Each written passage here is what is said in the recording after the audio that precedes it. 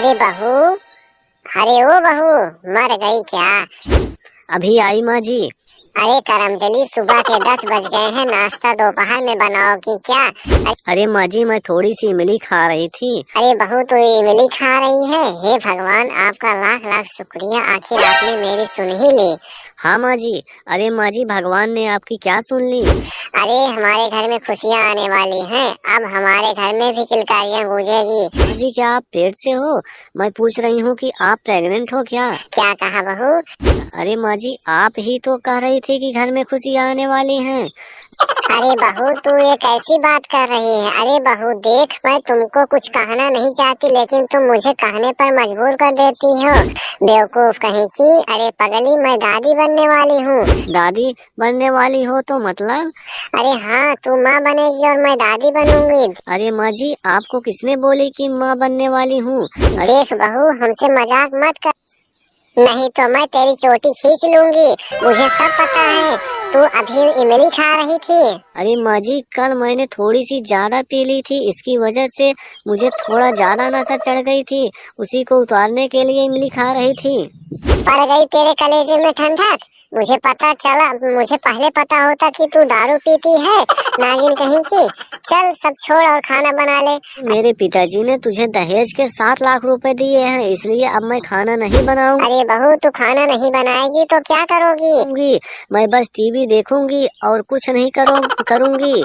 मैं जाकर अभी उस टीवी को ही फोड़ देती हूँ। जी खबरदार, जो मेरी टीवी को अगर आपने हाथ लगाया और मेरे दहेज के किसी भी सामान पर हाथ लगाया तो मैं आपको और आपके बेटे को दोनों को जेल भिजवा दूंगी। अरे बहू, आपने दहेज के वो सारे लाख, 50 लाख या 7 लाख, मेरे बेटे को भी साथ में लेकर मेरे घर से निकल जा। देखो माँ जी, ये घर केवल आपका ही नहीं है, मेरा भी है, इसलिए मैं घर से नहीं निकलूंगी, बस केवल आप घर से निकलोगी। मल, तू माँ से कैसी बात कर रही है? तेरी इतनी मजाल की माँ से जबान लड़ा रही है। देखो जी, आप ज्यादा कलेक्टर मत बनो, चुपचाप जाकर बर्तन मांज लो, वरना बेलन से मार मार कर रोटी की तरह तुम्हें भी गोल बना दूंगी। दादी, अरे ओ दादी। हाँ हाँ बेटा बोलो। दादी, आप मेरा एक काम करोगी? हाँ हाँ बेटा बोलो। दादी, एक बार आप टे बोल के मुझे सुना दो, बस टे। दादी, आप तो सच में बहुत अच्छा बोल लेती हो, एक बार फिर से टे बोल के सुनाओ। फिर से टे।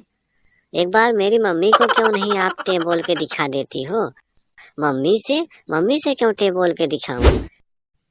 अरे मेरी मम्मी की सहेलियां कल मेरी मम्मी से कह रही थी कि इसकी दादी पता नहीं कब टे बोलेगी। बोलिएगा मत। गुड़िया बनी, हमको क्या दरकार है दूसरे से बोलने का? अगर आपको भरोसा नहीं है तो मत बताइए। अरे भाभी जी, कैसी बात कर रही हैं आप पर भरोसा है तभी तो बता रही हूँ। हाँ तो जल्दी जल्दी बताइए, सुनने के लिए मेरा कान तरस रहा है। अपनी वो पड़ोसन नहीं है मनोज अंकल, उनकी बीवी दूसरे आदमी से बात करती है और उसी के साथ घूमती है। सही बात है क्या? गुड़िया बनी, आपको कैसे पता चला? लगातार 4-5 दिन से देख रही हूँ, दोनों साथ में होटल में बैठकर खाते हैं लोग और साथ में घूमते हैं लोग। छोड़िए, जाने दीजिए, कोई कुछ भी करे उससे क्या लेना देना है, बस अपना देखना है। एक और बात सुनिए, उसकी लड़की भी किसी लड़के के साथ फंसी है। कैसा कैसा युग आ गया है, हे भगवान। ठीक है पूजा भाभी, मैं चलती हूँ, मुझे बाजार करने जाना है। हाँ ठीक है, आप निकलिए, हमको भी घर के काम करना है, सब ऐसे ही पड़ा हुआ है।